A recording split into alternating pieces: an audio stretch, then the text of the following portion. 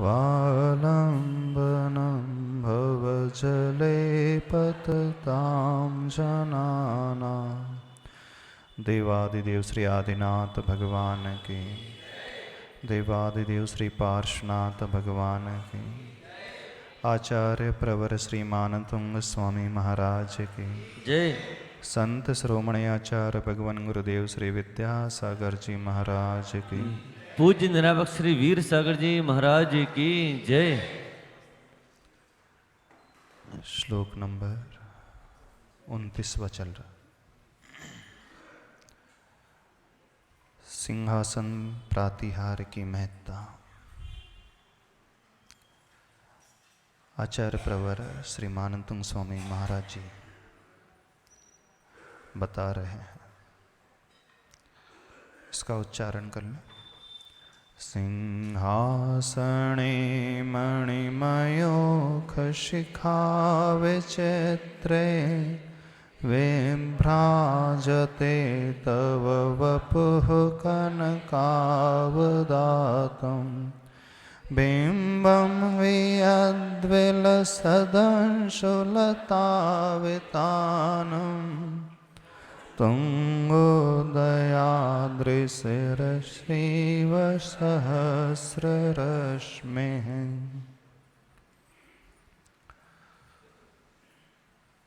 यह श्लोक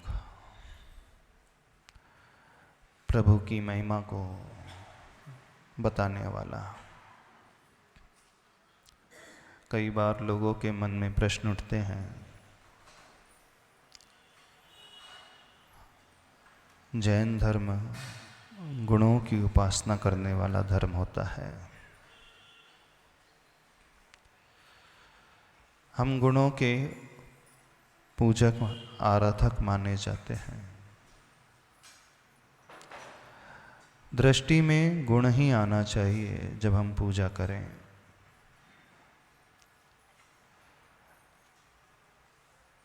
लक्ष्य गुणों की प्राप्ति का होता है। जैन धर्म व्यक्ति की उपासना नहीं करता है, व्यक्तित्व की उपासना करता है। पर्सन से ज़्यादा महत्वपूर्ण पर्सनालिटी होती है,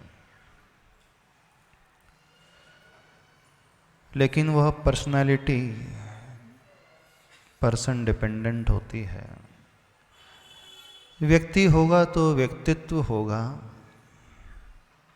धर्मी होगा तो धर्म होगा। न धर्मो धार्मिकैर बिना, यह कहा गया है आचार्य समंत भद्र स्वामी जी द्वारा रत्न करंडक श्रावकाचार में। दृष्टि में धर्म है, लेकिन बाहर धर्मी की पूजा होती हुई दिखाई जाती है। लक्ष्य में गुण हैं, क्वालिटीज़ हैं, लेकिन जब हम किसी की आराधना करेंगे तो सामने हमारी वो गुणी नजर आएगा। यह बात तो कथनचित समझ में आ जाती है कि गुणों को प्राप्त करने का प्रयोजन होते हुए कथनचित यदि हम गुणी की भी पूजा कर लें चल जाएगा, कोई बाधा नहीं है। लेकिन जब भक्तामर स्तोत्र को देखते हैं, यहाँ थोड़ी और अलग बात भी नजर आ रही है। कभी आपके मन में प्रश्न नहीं उठता है, हम आदिनाथ भगवान के गुणों को पूज लें, ये अच्छी बात है, बहुत अच्छी बात है। हम आदिनाथ भगवान के चरणों को पूज लें, उनके रूप को, उनके शरीर को पूज लें, यह भी ठीक है। लेकिन भगवान के सिंहासन को, भगवान के छत्र, चंवर, भामंडल, ये सब पूजनीय क्यों हो गए? सिंहासन की पूजा करनी चाहिए? आप बताओ, चाहिए कि नहीं चाहिए? भगवान जिस पर विराजमान हैं, प्रभु तो जीवंत है, ये बात समझ में आती है, लेकिन सिंहासन तो जड़ है, पुद्गल है ना। तो पूजा किसकी होना चाहिए? व्यक्ति की होना चाहिए। अल्टीमेट एम तो गुण ही है, क्वालिटी, व्यक्तित्व है, लेकिन व्यक्तित्व बिना व्यक्ति के रहेगा नहीं, पर्सनैलिटी बिना पर्सन के रहेगी नहीं। तो हम पर्सन की पूजा कर ले। हमें आचार्य भगवान के गुण प्रिय हैं कि आचार्य भगवान प्रिय हैं? चलो आप बताओ, आप लोग किसे प्रिय मानते हो, किसे पूज्य मानते हो? आचार्य भगवान के गुण कि आचार्य भगवान? सुनो बताओ, आप लोग किसे प्रिय मानते हो, आचार्य श्री को कि आचार्य श्री की क्वालिटीज को? अभी बात क्लियर हो जाएगी। हाँ, दोनों को? कितने लोग दोनों को मानते हैं प्रिय? अच्छा, यदि आचार्य भगवान को मानोगे तो फिर आचार्य से बीमार पड़ जाएंगे, फिर तो वृद्धावस्था में तो भी मानोगे। लेकिन गुणी तो अस्थिर होता है, क्षणभंगुर होता है, अनित्य होता है। हमें चाहना किसे चाहिए? गुणों को ना। गुण जो है शाश्वत होते हैं, फॉरएवर, हमेशा के लिए रहेंगे। गुण कभी समाप्त नहीं होंगे, क्वालिटीज कभी समाप्त नहीं होंगी। अच्छा, कितने लोग आचार्य श्री के सिंहासन को चाहते हैं? चलो और पूछ ले।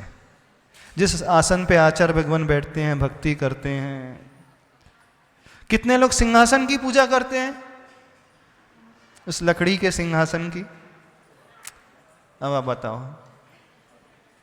हाँ, अब 3 चीजें हो गई, आचार्य भगवान के गुण, आचार्य श्री और आचार्य श्री का सिंहासन। हाँ, आप लोग किस किस के पैर पड़ते हो, किसकी पूजा करते हो? क्यों, बताना। नमोस्तु महाराज जी। हाँ महाराज जी, आचार्य श्री का सिंहासन है तो सब उसकी रच भी ले लेते कि सिंहासन में सब गुरु जी बैठे हैं तो उनका कुछ गुण सिंहासन में मतलब अच्छा, सिंहासन को एकदम सिंहासन के ऊपर हाथ फेरते हैं। सारी महिला वर्ग जब आचार्य श्री चले जाते हैं तो सिंहासन के ऊपर हाथ फेरते हैं, फिर सिर पे लगा ऐसे करते हैं ना। लकड़ी की पूजा करने लगे आप लोग? महाराज जी, लकड़ी की नहीं। लकड़ी नहीं है वो? लकड़ी नहीं है, लेकिन महाराज जी गुरु जी के संयोग से वो लकड़ी भी पवित्र हो गई। गुरु जी के संयोग से। तो दुनिया में कुछ लोग कहते हैं पत्थर पूजने से हरि मिले, सो मैं पूजू पहाड़, ताते तो चाकी भली पीस का है संसार। वो तो मूर्ति के भी विरोधक है। बोले मूर्ति की क्या पूजना चाहिए, वो तो पत्थर है, उसमें तो जान नहीं है, चेतना नहीं है। यदि उसको पूजने से कुछ मिल लेता अच्छा, तो हम तो चक्की ज्यादा बेटर है। जिसकी पूजा करने से, जिसका उपयोग करने से लोगों को आटे की प्राप्ति हो जाती है, पेट भर जाता है। तो एक तरफ तो वह जो है कह रहे हैं कि नहीं, पत्थर को भी नहीं पूजना चाहिए, हमें सिर्फ गुणों को पूजना चाहिए, है ना। बहुत सारी धारणा है संसार में। वो व्यक्ति की पूजा नहीं करते, बोले किसी मूर्ति की पूजा नहीं, किसी फोटो की पूजा नहीं। किसकी पूजा करो? वो जो स्पीच दे कर के गए हैं, जो शब्द उनके हैं, जो वाणी है, जो उपदेश है, उस उपदेश को पूज्य मानना चाहिए, उसी से कल्याण होता है। बात तो सही है, सही है कि नहीं? इस कारण हमारे नमो सिद्धाणम एक पद आ गया। नमोकार मंत्र में क्या आ गया? सबसे बड़े कौन हैं? सिद्ध परमेष्टि। अरिहंत से बड़े हैं सिद्ध परमेष्टि, बड़े हैं। सिद्ध परमेष्टि एकमात्र ऐसे परमेष्टि है जो अनंत काल के लिए रहते हैं। बाकी सारे परमेष्टि कुछ ही समय तक के रहते हैं। अरिहंत, आचार्य, उपाध्याय और साधु, 4 परमेष्टि जो हैं अनंत काल के लिए रहते हैं। एक ही व्यक्ति को यदि हम लेकर के चले तो भिन्न भिन्न तो अरिहंत बहुत होंगे, वे तो रहेंगे, हमेशा रहेंगे। लेकिन एक ही व्यक्ति को लेकर के चले, एक ही आत्मा को लेकर के चले। जो पहले मुनि थे, फिर वही उपाध्याय बन गए, फिर वही आचार्य बन गए, फिर उन्होंने ही कर्मों का क्षय कर दिया, अरिहंत बन गए। और वो ही सिद्ध बन गए। अब सिद्ध बन गए तो हमेशा के लिए रहेंगे। सिद्ध नजर नहीं आते, आते नजर नहीं आते। फिर भी हम सिद्ध भगवान की पूजा करते हैं, उनकी आत्मा को पूजते हैं ना। उनकी आत्मा को पूजना अर्थात उनके भीतर रहने वाले उन अनंत गुणों को पूजना। तो इस कारण एक बहुत बड़ा वर्ग है संसार में जो मूर्ति का विरोधी है। बोले क्या मूर्ति? पत्थर की मूर्ति पूजना, धातु की प्रतिमा को पूजना। बोले हम तो उनके दिए हुए उपदेश को पूजेंगे, उस वाणी को पूजेंगे, उस आगम को, उस शास्त्र को पूजेंगे, उस ग्रंथ को पूजेंगे, उसी की वो पूजा करते हैं, उसी को सब कुछ मानते हैं। तो एक वो एकदम एक्सट्रीम में चलेगा, बस उसके अलावा कुछ नहीं है। फिर थोड़ी लिबरल जनता आ गई, बोले नहीं वो तो है ही अल्टीमेट हमारे लक्ष्य, सिद्ध परमेष्टि, निराकार, निरूपी।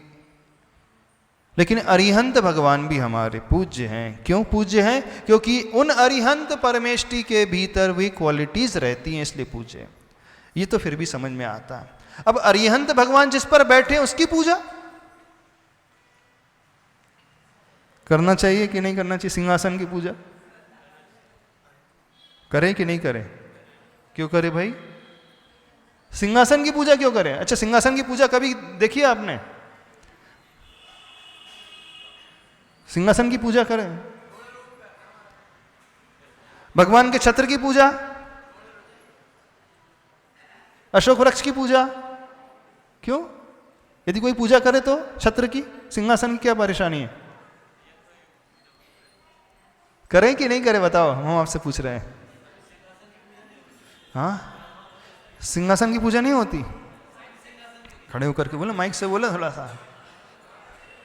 महाराज श्री यहाँ पर सिंहासन की पूजा नहीं कर रहे हैं। अच्छा, लेकिन जिस वस्तु को भगवान का स्पर्श हो जाता है वह अपने आप में पूज्य हो जाती है।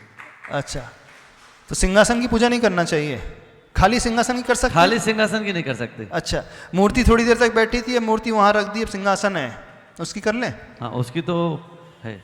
क्यों? क्योंकि उस पर उनका स्पर्श हो चुका है। अरे आचार्य बैठे थे उस आसन पे, उठ करके चले गए, आप पूज रहे हो कि नहीं? पूज तो आचार्य है नहीं उस पर, क्यों पूज रहे हो? क्योंकि उनका स्पर्श हो चुका है। वो मिथ्या है क्या? मिथ्यात्व है क्या? मूर्ता है क्या वो? ना। तो ऐसे ही कोई सिंहासन को रख के उसका अभिषेक करने लगे। हाँ तो चलो, अरिहंत भगवान की प्रतिमा रखी थी, 6 साल भर से रखी थी, अब नया सिंहासन आ गया, पुराना सिंहासन, अब हम पुराने सिंहासन का रोज अभिषेक करने लगे। क्या परेशानी? वस्तु की अभिषेक नहीं करेंगे, लेकिन मान तो देंगे, बहुमान तो करेंगे उसका। अच्छा, तो अभिषेक कर सकते हैं इसका? नहीं, अभिषेक तो नहीं कर सकते। क्यों नहीं कर सकते? पैर पड़ सकते हैं ऐसे ऐसे? हाँ। कितने पुराने सिंहासन के पैर पड़ सकते हैं? कितने पुराने सिंहासन के पैर पड़ सकते हैं? यदि मालूम है कि इस पे है तो जितने भी हो स्वामी जी। नहीं, 10 साल पुराना सिंहासन, 10 साल पहले अलग कर दिया गया सिंहासन, खाली रखा है, उसके पैर पढ़ लोगे? जी। बताओ, नहीं पढ़ोगे? पढ़ लेंगे। पढ़ोगे कि नहीं पढ़ोगे? बताओ। पढ़ेंगे। एक कॉर्ड ले देते ना इधर। नमस्ते महाराज जी, जिस प्रकार घोड़े में बैठे हुए दूल्हे को उसकी आरती की जाती, घोड़े पे बैठे हुए दूल्हे की आरती की जाती है, तो घोड़े की भी हो जाती है। अच्छा, ठीक है। इस प्रकार भगवान जब अष्ट प्रातिहार सहत है, तो वो भगवान के साथ वो भी अच्छा, अब घोड़ा, दूल्हा घोड़े से उतर गया है, अब हम उसकी बात कर रहे हैं। अब नहीं उतरेगी, आप उसकी आरती नहीं उतार सकते। अब घोड़े की आरती नहीं उतारोगे?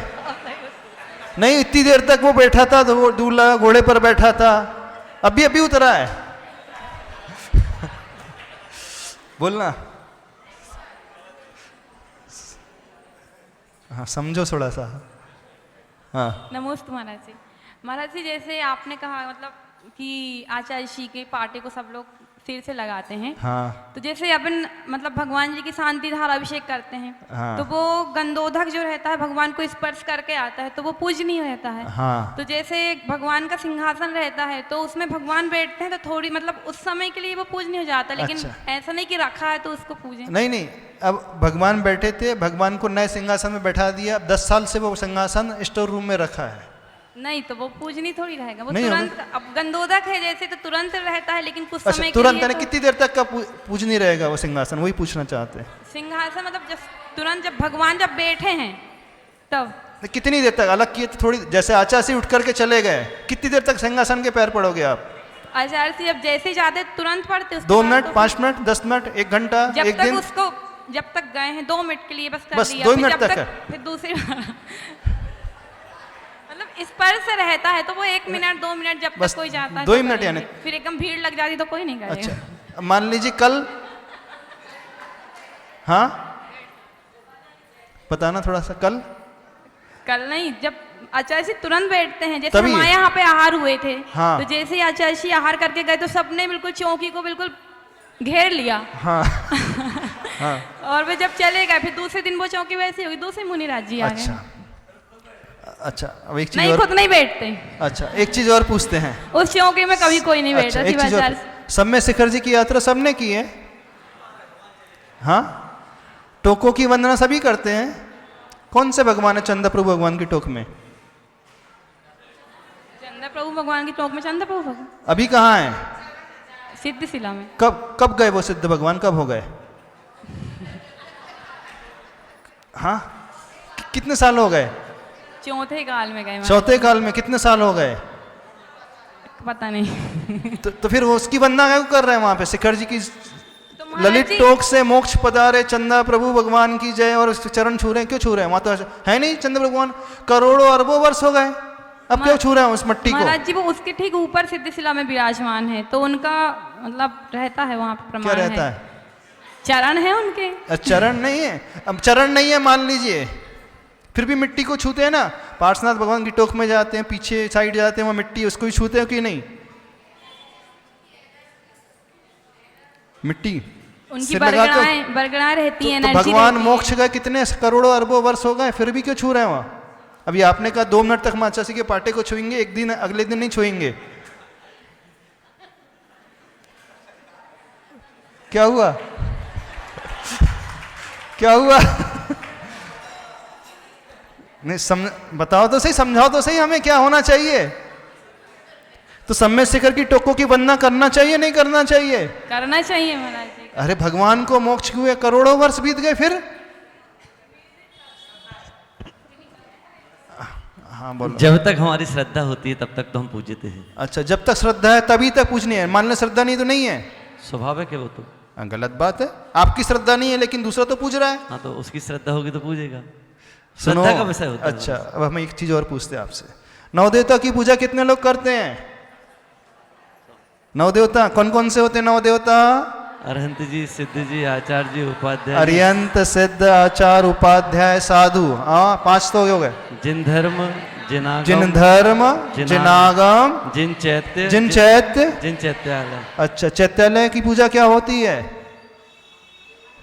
मिट्टी की, मार्बल की? शिखरवती मंदिर इतना बड़ा है तो भगवान की बेदी को छुओगे कि मंदिर की वो देहरी को भी छुओगे? देहरी से। तो भगवान तो कितनी दूर है।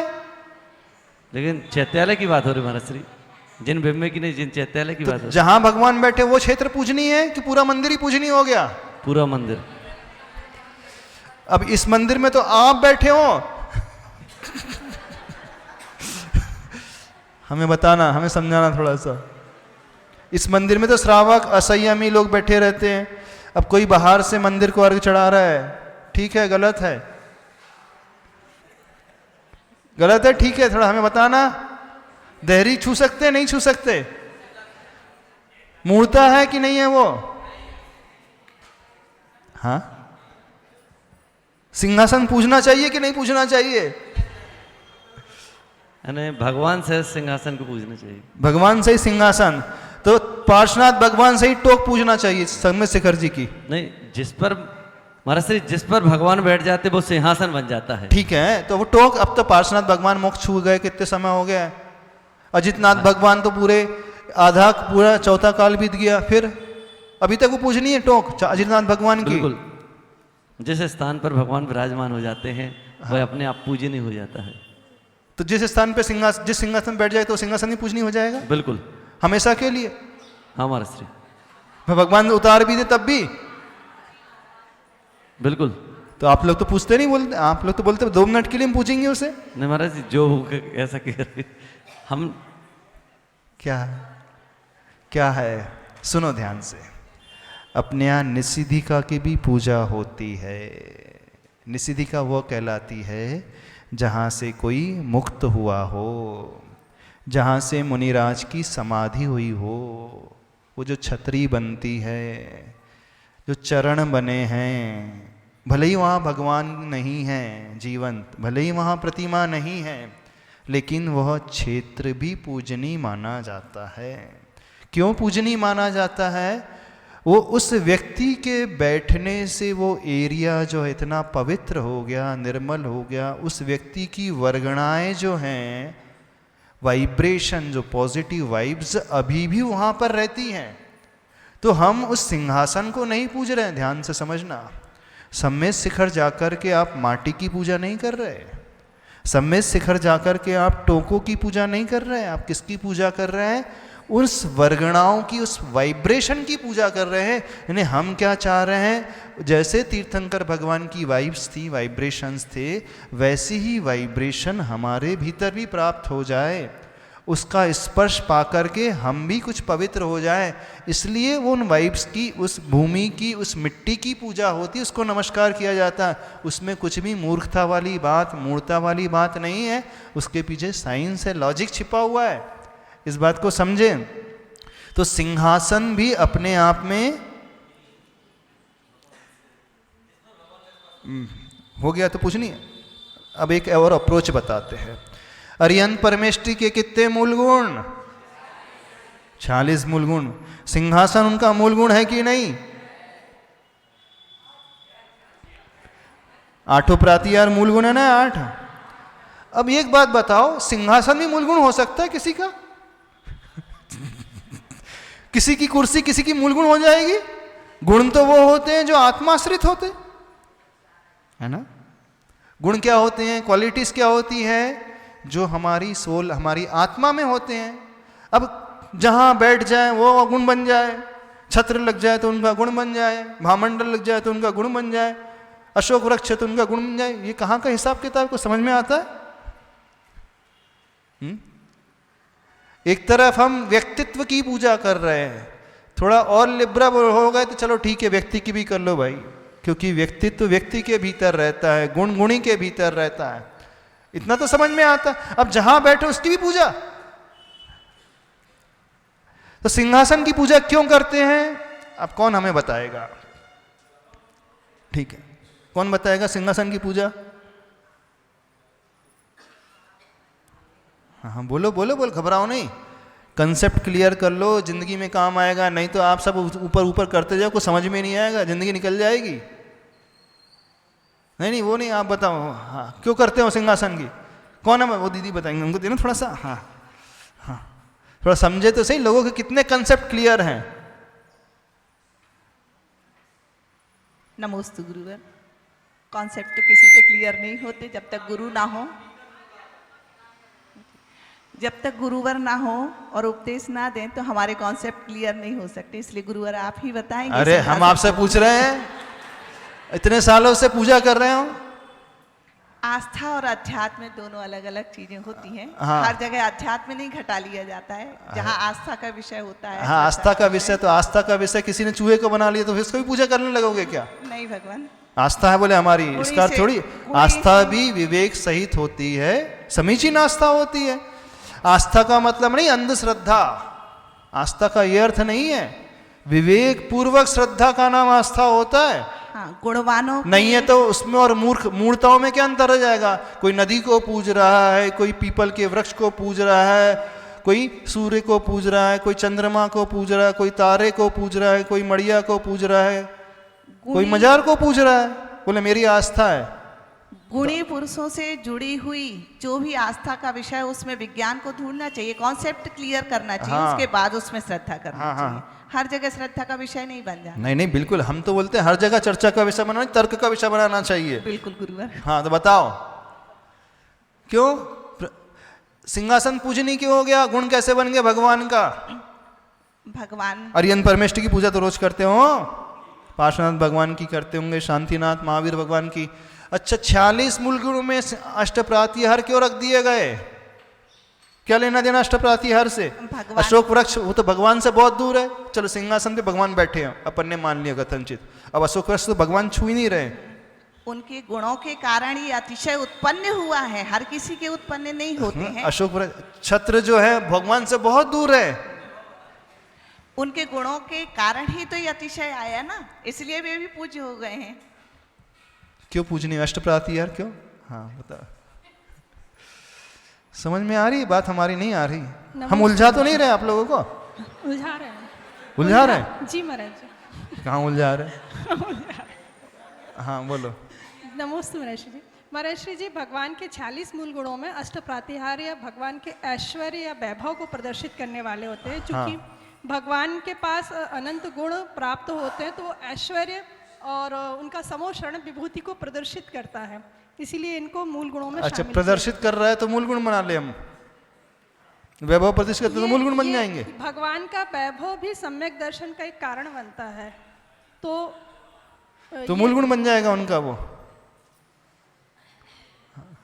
महाराज श्री यहाँ पर मूल गुण तब प्रदर्शित होते हैं जब पूर्व में उन्होंने ऐसी साधना की है, तब उस कारण से उन्हें ऐसा सब कुछ सुनो, प्राप्त हो रहा है। अष्टप्रातिहार अपने आप में पूज्यता नहीं रखते हैं, वह प्रभु की साधना के फल को दिखाते हैं। प्रभु ने ऐसी जो साधना की है, जब मुनि बन करके ऐसी तपस्या की है, इतना तप किया है, उस तप का चमत्कार, उस तप का, उस साधना का फल है, तो ये फलों की प्राप्ति अष्टप्रातिहार के रूप में हो गई। तो हम अष्टप्रातिहार को नहीं पूज रहे हैं, किसको नमस्कार कर रहे हैं? मूल रूप से प्रभु के द्वारा की हुई उस साधना को नमस्कार कर रहे हैं, जो साधना उन्होंने अपने जीवन में की है, जो क्वालिटीज अपने भीतर पैदा की हैं, जो उन्होंने तपस्या की है, वो हमारे लिए पूजनीय है। और देखने में आ रहा है कि ये अष्टप्रातिहार उनके मूल गुण गए हैं, ये पूजनीय नहीं होते हैं। जैसे किसी स्टूडेंट को गोल्ड मेडल मिल गया है, कीमत गोल्ड मेडल की नहीं होती, कीमत किसकी होती है? उस स्टूडेंट की द्वारा की गई वर्ष भर की नहीं, 5-5 साल पहले से जो मेहनत उसने की है, उस मेहनत को पुरस्कृत किया जाता है, उस मेहनत को लाइमलाइट में लाया जाता है, उस मेहनत के लिए कहा जाता है कि देखो तुमने इतना अच्छा काम किया है, उसका फल ये आपको मिल रहा है। बात समझ में आ रही है? नहीं समझ में आ रही है? कुछ सोचते वोचते हो नहीं आप लोग? थोड़ा सोचा करो, चिंतन किया करो। तो यही लॉजिक जो है शिखर जी की माटी के प्रति भी है। शिखर जी की जो वंदना करते हैं, टोक आदि हैं, वो मिट्टी पूजनी नहीं है। एक तो उद्देश्य वहाँ की वर्गणाएं जो शुद्ध हैं, तीर्थंकर भगवान ने साधना की है, इसलिए वह माटी अथवा वह निषिद्धि का स्थान पूजनीय हो जाता है। क्या समझ में आया? तो गुण पूजनीय है कि गुणी पूजनीय है? दोनों पूजनीय है।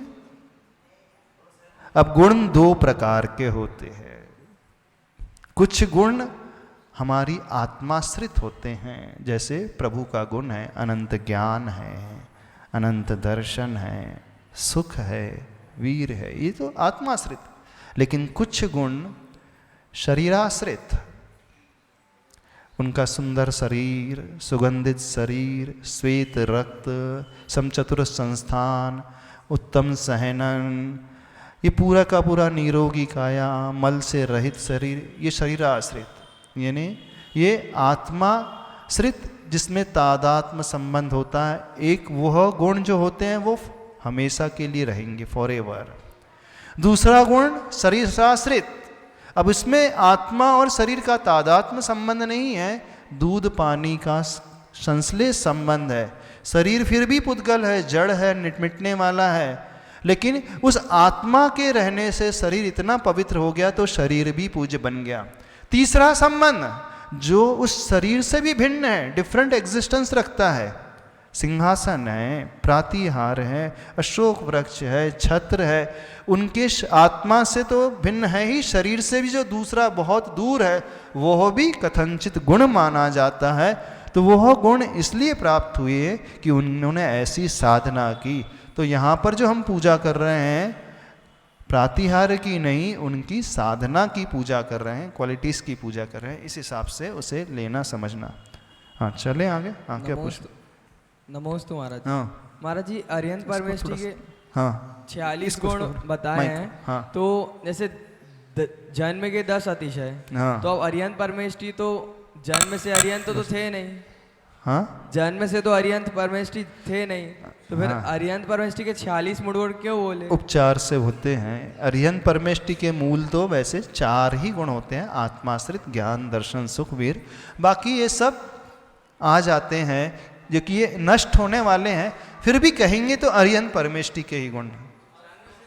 महाराज जी जन्म से तो मालूम नहीं ना कि अरिहंत परमेष्टि है। नहीं, तीर्थंकर भगवान ये मूल रूप से तीर्थंकर के ही होते हैं। गर्भ कल्याणक हो रहा है, जन्म कल्याणक तो पता चल रहता है उनका, सामान्य केवलियों के ये नहीं होते हैं। चले आगे बढ़े अपन। कंसेप्ट क्लियर हो रहा है नहीं हो रहा है, समझ में आ रहा है? हाँ इसका अर्थ है सिंहासने मणिमयूख शिखा विचित्रे विभ्राजते तव वपुः कनकावदातम। इसका अर्थ हो गया था कल, 2 पंक्तियों का हो गया था। हाँ? हे प्रभु, आप जिस सिंहासन पर विराजमान हैं, अधिष्ठित है, वो कैसा है? विभिन्न प्रकार की, विचित्र प्रकार की मणियों से खचित है, सहित है। उन मणियों की शिखा से यानी अग्रभाग से भिन्न भिन्न प्रकार की मयूख यानी किरणें निकल रही हैं। और ऐसे सिंहासन पर तव वपुः यानी आपका शरीर, कैसा है वह शरीर? कनकावदातम, कनक की भांति, स्वर्ण की भांति प्रकाशित और शोभायमान यानी विभ्राजते, शोभायमान हो रहा है। ये प्रथम 2 चरण का अर्थ है। अगले 2 चरणों का अर्थ क्या है? बिंबम वियद विलसद अंशुलता वितानम। जब इसका संधि विच्छेद करेंगे, विलस दंशु है तो क्या बन जाएगा? विलसत अंशु लता वितानम तुंग उदयाद्री शिरसी इव सहस्र रश्मि। क्या अर्थ निकला? बिंबम यानी आपका ये जो बिंब है वो कैसा है?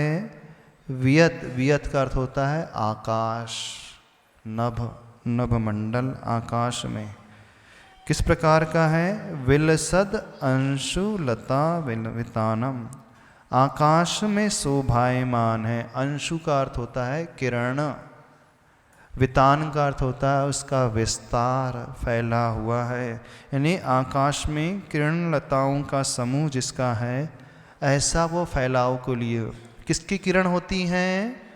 सहस्र रस में।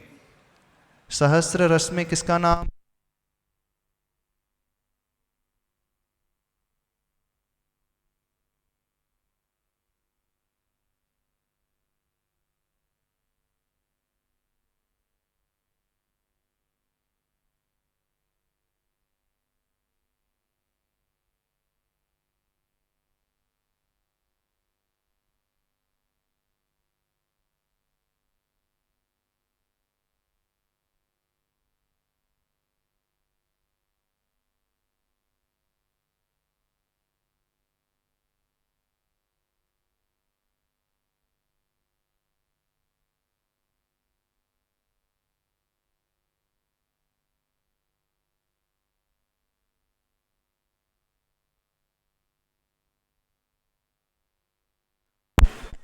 ओम।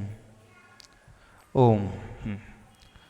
तो अंतिम 2 चरणों का अर्थ, बिंबम वियत विलसद अंशुलता वितानम सहस्र रश्मि। सहस्र का अर्थ होता है हजार, रश्मि का अर्थ होता है किरण, यानी जिसकी हजारों किरणें होती हैं। हजारों किरणें किसकी होती हैं?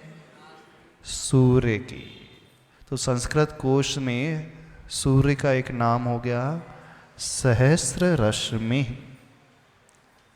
संस्कृत की एक विशेषता है कि उसकी क्वालिटी के अनुसार, रूप के अनुसार, प्रॉपर्टीज़ के अनुसार उनका नामकरण हो जाता है।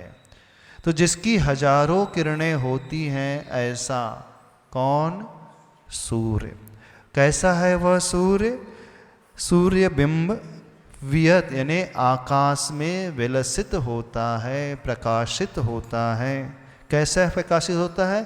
अपनी अंशुलता को फैला करके, यानी अपनी किरणों को फैला करके, जैसा वो आकाश मंडल में चमकता है और सारे लोगों का, दुनिया की समस्त प्राणियों का आकर्षण का केंद्र हो जाता है।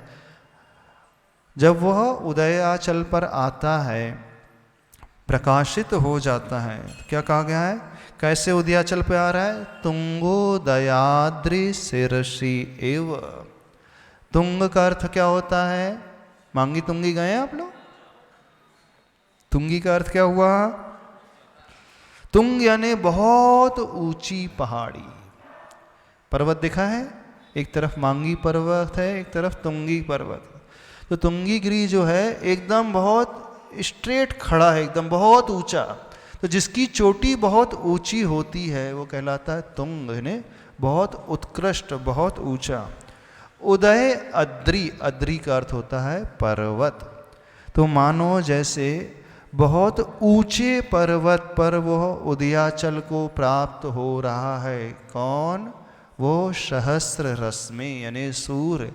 ऐसा सूर्य जो बहुत ऊंचे पर्वत से उदय को प्राप्त हो रहा है और इस खुले आकाश में अपनी हजारों किरणों के समूह को फैला करके विलसित हो रहा है, प्रकाशित हो रहा है।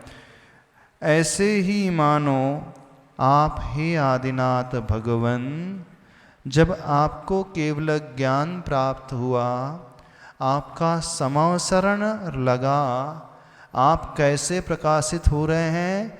ऊंचे आसमान में जब आपका समवसरण लगता है, आप उस सूर्य की ही भांति, जैसे वो ऊंचे उदयाचल पर उदय को प्राप्त होकर अपनी किरणों को दसों दिशाओं में फैला देता है और लोग, ये प्राणी समूह, ये जन समूह उससे आकर्षित हो जाते हैं। प्रभु का समवसरण कहाँ लगा था? जमीन में, ऊंचे आसमान में। भगवान का समवसरण कहाँ लगता है? आसमान में। केवल ज्ञान होते ही 5000 धनुष ऊपर उठ जाता है उनका शरीर। 5000 धनुष मीन्स कितना हो गया? एक धनुष मीन्स कितना होता है? 4 हाथ यानी 6 फीट। कितने फीट ऊंचा होता है भगवान का समवसरण? कितने फीट लगता है ऊंचा, ऊंचाई पर, हाइट पर? 30,000 फीट हाइट पर, 30,000 फीट की ऊंचाई पर। अभी जो एरोप्लेन चलते हैं, हवाई जहाज चलते, कितनी हाइट पर चलते हैं पता है आप लोग? कितनी हाइट रहती है एरोप्लेन की ना? कितनी हाइट रहती है? लगभग इससे भी कम हाइट रहती है।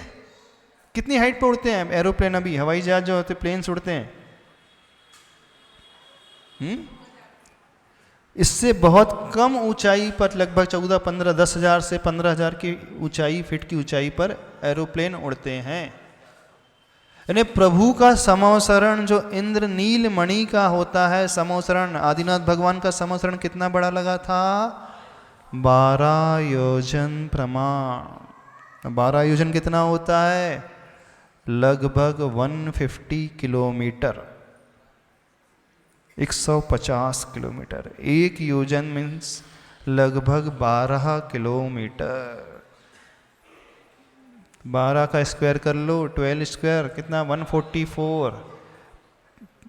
एक 12 प्लस पॉइंट कुछ आता है ना, लगभग 150 किलोमीटर डायामीटर में फैला हुआ है। 150 किलोमीटर के डायामीटर परिधि बना उसके, इतना बड़ा विस्तार है। यानी डायमीटर है, एक छोर से दूसरे छोर की दूरी कितनी हो जाएगी, 150 किलोमीटर। और कितनी हाइट पे, 30,000 फीट की ऊंचाई पर। इतनी ऊंचाई पर इतना लंबा चौड़ा प्रभु का समोसरण लगता है। हाँ बोलो। महाराज श्री जब समोसरण हाँ समाप्त हो जाता है, हाँ, तब भगवान विहार करते हैं। हाँ, तो फिर उनकी जो विहार होता है वह धरातल यानी कि नीचे हो जाता है कि फिर ऊपर ऊपर चलते हैं? दोनों ही मत माते हैं। एक मत कहता है कि उतने ही 5,000 ऊंचाई पे चलते हैं, एक मत आता है भूमि से 4 अंगुल अधर पर चलते हैं। दोनों ही प्रकार के मत मिलते हैं। नहीं, प्रातिहार तो समोसरण में होते हैं। अब भगवान का जब विहार होता है तो आगे आगे धर्म चक्र चलता है, फिर असंख्यात देवी देवताएं उनके साथ साथ चलते हैं, फिर उनके पीछे मनुष्य आदि चलते हैं। इस प्रकार से प्रभु का विहार होता है। अब प्रश्न खड़ा होगा, यदि आसमान में विहार होगा तो भगवान तो ऊपर उठ जाएंगे, लेकिन सारी जनता कैसे उठ जाएगी? तो ये देवताओं का अतिशय होता है कि वो इस प्रकार का प्लेटफॉर्म बना देते हैं कि इस पर वो विहार होता है। अथवा दूसरा ऐसा भी है कि आकाश मंडल से वो जब विहार के समय नीचे आ जाते हैं, धरा से 4 अंगुल अधर पर विहार होता है और पीछे पीछे वो देवता और जनता चलती है। स्वर्ण कमल अब आगे आएगा, 225 स्वर्ण कमलों की रचना होती है, वो भी आगे वर्णन आएगा। हाँ, भगवान जो है, यदि आप बिचौलिया मंदिर गए होंगे, बिचौलिया अतिशय क्षेत्र गए होंगे, वहाँ पर अभी पूज्यवर सुधा सागर महाराज जी के आशीर्वाद से प्रतिष्ठा हुई है गगन विहारी पार्श्वनाथ भगवान। गगन विहारी पार्श्वनाथ भगवान कैसे हैं? तो स्टैचू की भांति खड़े हैं कि भगवान के पैर आगे पीछे हैं। कैसे हैं?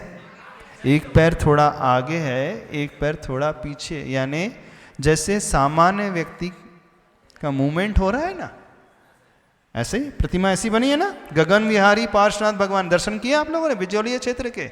जाकर के देखना, तो बहुत सुंदर बनाया है। 225 कमलों की उस रचना पर स्वर्णमय कमल की रचना है और उस पे प्रभु विहार करते हुए, तो इस प्रकार से वर्णन शास्त्रों में मिलता है। तो यहाँ पर जो बात कही जा रही है, मुख्यतः हमें समझना है, जब हम भक्ति कर रहे हैं, आचार्य प्रवरमानंदम स्वामी जी महाराज भक्ति कर रहे हैं, तो भक्ति में हमारी विशुद्धि, हमारा परिणाम तब बढ़ता है जब जिसकी भक्ति की जा रही है उसमें ढेर सारी विशेषता हो। जितनी अधिक क्वालिटी, जितनी अधिक विशेषता, जितनी अच्छी अच्छी चीज़ रहेंगी, उतनी ही विशुद्धि बहुत बढ़ेगी। अब एक है, मान लीजिए कोई तीर्थंकर बन गए हैं, ऐसी जमीन में बैठ गए, तो अट्रैक्शन का पॉइंट नहीं बनेंगे। और एक है कि समोसरण इतना ऊंचा लगा है, हवा में आसमान में लगा, 30,000 ऊंचाई, 30,000 फीट की ऊंचाई पर। कैसे लोग कैसे पहुंचते हैं? श्रावक लोग भी पहुंचते हैं, तो बाकायदा चारों दिशाओं में एस्केलेटर्स लगे रहते हैं। जैसे एयरपोर्ट्स में यदि गए होंगे आप एस्केलेटर से सीढ़ी नहीं, मूविंग स्टेयरकेस होते हैं, मूवेबल जो होते हैं, यानी आप खड़े हो जाओ सीढ़ी पे, आपको पैर नहीं मूव करना पड़ता है, सीढ़ियाँ ही मूव होती हैं। तो एस्केलेटर जैसे आज वर्तमान में लगते हैं ना, तो ऐसे ही प्रभु के समोसरण में वो एस्केलेटर लगते हैं। कोई भी व्यक्ति उस पहली सीढ़ी पे खड़ा हुआ और अंतर मुहूर्त में ही एकदम टॉप में पहुंच जाएगा, बिना पुरुषार्थ किए, बिना मेहनत की। ये अतिशय है। तो ऐसा नहीं है आज ही एस्केलेटर चलते थे, पहले भी एस्केलेटर चलते थे, बस अंतर इतना है कि आज वो इंजीनियर्स के द्वारा बनाए गए हैं। पहले मंत्र के द्वारा चलते थे, आज यंत्र के द्वारा चलते थे, पहले मंत्र के द्वारा। तो फैसिलिटीज़ तो पहले भी सारी थी, इन्वेंशंस तो पहले से हुआ था, लेकिन आज थोड़ा सा दूसरे रूप में देखने को मिलता है। हाँ, खड़े होकर। हाँ, तिरयंच लोग कैसे जाते होंगे ये पूछ रहे हो? वो भी एस्केलेटर के थ्रू सीढ़ी पे खड़े हो गए, उस वो सीढ़ी मूव होते होते वो तुरंत पहुंच जाते अंतर मुहूर्त में, सारे के सारे पशु। हाँ, बिल्कुल ये समवसरण की विशेषता होती है। जब तक कुछ डिफरेंट ना हो तब तक लोगों का अट्रैक्शन आता नहीं है ना। यदि अट्रैक्शन करना हो तो कुछ अलग से हट करके नजर आना चाहिए ना। आप भी थोड़ा हट करके दिखना चाहते हैं तभी लोग देखते हैं ना। आपका गेटअप अलग होना चाहिए, ड्रेसअप अलग होना चाहिए, ज्वेलरी अलग होना चाहिए, तभी तो लोग देखेंगे हाँ कुछ हट करके है। तो ऐसे ही भगवान का समवसरण इतना भव्य, इतना उत्तम है, जमीन में नहीं, पृथ्वी में नहीं, उस हवा में 30,000 फीट की ऊंचाई पर, वह भी मार्बल की फ्लोरिंग में नहीं रहता है, इंद्रनील मणि की फ्लोरिंग में रहता है। मणि की फ्लोरिंग रहती इतनी लंबी चौड़ी 150 किलोमीटर की। वो आप कहोगे कि ये हजम नहीं हो रही बात, हजम हो रही है आप लोगों को बात? कई लोग बोलेंगे ये तो हजम ही नहीं हो रही। नहीं, बिल्कुल शास्त्रों में जो लिखा है सत्य है। ये आदिनाथ भगवान का समवसरण था, महावीर भगवान का समवसरण एक योजन विस्तार को, यानी लगभग 12 किलोमीटर के डायमीटर को लेकर के था। तो उसमें समवसरण ही अकेले नहीं होता है, उसमें वन होते हैं, भिन्न 8 प्रकार की भूमियाँ होती हैं, सुगंधित वृक्ष लगे रहते हैं, स्तूप होते हैं, चैत्य भूमि होती है, ध्वज भूमि होती है, खातिका भूमि होती है, अलग ध्वज भूमि, अलग अलग 8 प्रकार की भूमियाँ होती हैं।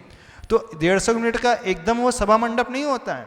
जैसे राजा महाराजा के किले होते हैं ना, बड़े बड़े पहाड़ी पे किले बनते हैं, तो पहले एंट्री गेट होता है, फिर अंदर चलना पड़ता है, बहुत चल कर के फिर वन उपवन रहेंगे, बाग बगीचे रहेंगे, फिर उसके बाद दूसरे रूम्स रहेंगे, फिर बाद में जा कर के उनका मेन महल होता है। ऐसे ही जो समवसरण होता है 150 किलोमीटर की रेंज में जो है, पहले उसमें भिन्न भिन्न प्रकार की भूमियाँ होती हैं, वन होते हैं, सुगंधित वृक्ष आदि होते हैं, उसमें देव देवता देवियाँ होती हैं, नृत्य आदि होते थे, सारे मेले सारे सब कुछ फैसिलिटी। जैसे कोई मेला लगता है, मेले ग्राउंड में सब झूले आदि हैं, होटल्स हैं, होता है ना, नाट्यशालाएँ होती है, ऐसे ही समवसरण में होता है।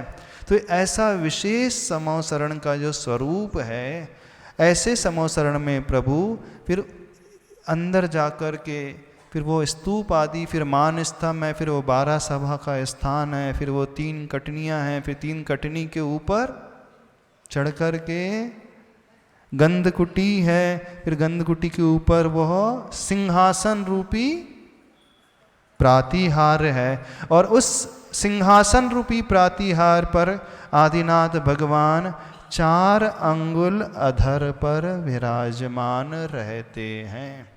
तो वह समवसरण उस सूर्य से भी अधिक कांति वाला, तेज वाला है। सूर्य को जैसे सारी दुनिया देखती है, आकाश मंडल में वह प्रकाशित होता है, ऐसे ही प्रभु का वह समवसरण जो है वह प्रकाशित होता है। और इसकी विशेषता है कि उनमें 12 सभाओं में कितनी गति के जीव रहते हैं? 4 गति के नहीं रहते हैं, 3 गति के जीव, देव, मनुष्य और तिर्यंच। तिर्यंचों में भी जलचर जीव नहीं रहते, बेचारी मछलियाँ आदि नहीं पहुँच पाती। हाँ, थलचर और नभचर जीव ही रहते हैं। और मुनि महाराज का एक कोठा होता है, श्रावकों का एक कोठा होता है, एक सभा, और आर्यिका और श्राविका का एक ही होता है। डिस्क्रिमिनेशन नहीं हो गया ये? मुनि महाराज की अरेंजमेंट एक डिफरेंट है, एक कोठा, श्रावकों का एक अलग से अरेंजमेंट है, लेकिन आर्यिका और श्राविका एक ही में। ऐसा नहीं है कि माता जी का कोठा अलग है, रहने का बैठने का स्थान अलग है, और श्राविकाओं का अलग, ऐसा नहीं है, कॉमन है, जॉइंट है। क्यों ऐसा? क्यों? इस कारण मुनि महाराज अलग साधना वाले, श्रावक अलग, और श्राविका और आर्यिकाएं एक ही कैटेगरी में आ गई क्या? नहीं, ज़्यादा अंतर नहीं होता है। इससे भी यह फलित होता है कि आरिका आदि जो है साक्षात केवल ज्ञान आदि नहीं प्राप्त कर पाती, वो तो मुनि महाराज ही कर पाते हैं। बाकी 4 निकाय के देव, 4 निकाय की देवियाँ, 8 जो कैटेगरी महाराज से ऐसे भी इनके प्रदर्शित हो होता गए। है कि कभी माता जी को अकेली नहीं जाना चाहिए, एक के साथ दूसरे को जाना चाहिए। ये तो है, मूलाचार में आता ही है, एकल विहारी नहीं रहते हैं। इवन आहार करने भी एक ही चौके में एक नहीं जाती हैं, 2-3 मिलकर के ही जाते हैं, ऐसा भी आता है। उसमें अच्छा रहता है, सुरक्षा भी रहती है, सब कुछ नियमों का पालन अच्छे से हो जाता है इस अपेक्षा से। तो देखना, तो जो है वह समोसरण होता है, तो 8 सभा स्थल जो होते हैं देवी देवताओं के, एक मुनि महाराज का, एक श्राविका का और एक श्राविका आरिकाओं का, ऐसे 11 हो गए। और जो बचा हुआ एक स्थान है वो जो है पशुओं का, तिर्यंचों का। अब उस सभा स्थल में इतनी विशेषता है, सारे जीव अपने वैर भाव को भूल जाते हैं, जातिगत वैर को भी भूल जाते हैं। वहीं पर सिंह बैठा है, उसी के बाजू में गाय भी बैठी है, वहीं पर सर्प है, वहीं पर मोर भी है, वहीं नेवला भी है, सब एक साथ मिल मिल करके बैठे हैं। क्या पूछना? नमस्ते महाराज। महाराज जी जैसे समोसरण में तो पुण्यशाली जीव ही जाते होंगे, हाँ, तो मतलब जो साधारण मनुष्य हैं और जो तिर्यंच पर्याय के हैं, तो वो मतलब क्या सब रहते हैं पुण्यशाली ऐसे कि वो सीधे समोसरण में पहुंच जाते हैं? हाँ, तो पुण्यशाली हैं बिल्कुल, भव्य जीव ही पहुँचते हैं, ऐसा मत भी आता है। तिर्यंच पर्याय में जैसे हाँ, तिर्यंच पर्याय में तो क्या हो गया, पर अभी तो अच्छे हो गए, पूर्व में ऐसा कार्य किया था, तिर्यंच पर्याय में पहुंच गए, लेकिन अभी सद्बुद्धि हो गई, सुधर जाते। तिर्यंच पर्याय में रह करके सम्यक दर्शन भी प्राप्त हो जाता है और प्रतिमाधारी भी बन जाते हैं, संयम भी प्राप्त हो जाता है, 5वां गुण स्थान भी हो जाता है। तो महाराज जी जैसे साधारण मनुष्य 5000 फीट मतलब जो ऊंचाई धनुष रहती है, तो उतनी ऊपर कैसे जाते होंगे? मतलब अभी वही तो बताया, एस्केलेटर, सीढ़ी जो होती है ना, जैसे एयरपोर्ट में होती है ना, हाँ, व्यक्ति को नहीं चढ़ना पड़ता है, सीढ़ी ही चढ़ती है, ऐसी मूव होती है। बस खड़ा हो जाओ, आप खड़े हो जाओ, तुरंत सीढ़ी पहुंचा देगी। जैसे लिफ्ट है ना, लिफ्ट में आप खड़े हो गए, 3री मंजिल में अपने आप लिफ्ट आ गई, वैसे ही है, इस रूप में समझ लो। सीढ़ी एयरपोर्ट में जब जाओगे अथवा किसी 5 स्टार होटल में, किसी सुपरमार्केट में, सुपर मॉल में जाओगे, तो सीढ़ी तो वो मूव हो रही ना, एक एक स्टेप उसकी मूव हो रही है, तो उसमें जो है 20,000 सीढ़ियां रहती हैं। हाँ, सीढ़ियां तो 20,000 रहती है, एक एक हाथ के अंतर से, यानी 1.5 फीट के अंतर से एक एक सीढ़ी। तो एक स्टेप वो मूव हो रही, तो एक स्टेप वो टिल्ट मूव हो जाती है, फिर वो ऐसा जो घूमते रहता है, जैसे बेल्ट होते, बेल्ट, कन्वेयर बेल्ट देखा आपने? कन्वेयर बेल्ट देखा है? किसी डेयरी मिल्क में जाकर के जो कन्वेयर बेल्ट होता है वो मूव करते रहता है दोनों ओर से, उसमें जो रखा आइटम उधर से अपने आप ट्रांसपोर्ट होकर के इधर आ जाता है। तो एक तरह के जो प्रिंसिपल है वो कन्वेयर बेल्ट का ही प्रिंसिपल है, बस वो एंगुलर हो जाती है सीढ़ी, और कुछ नहीं होता उसमें।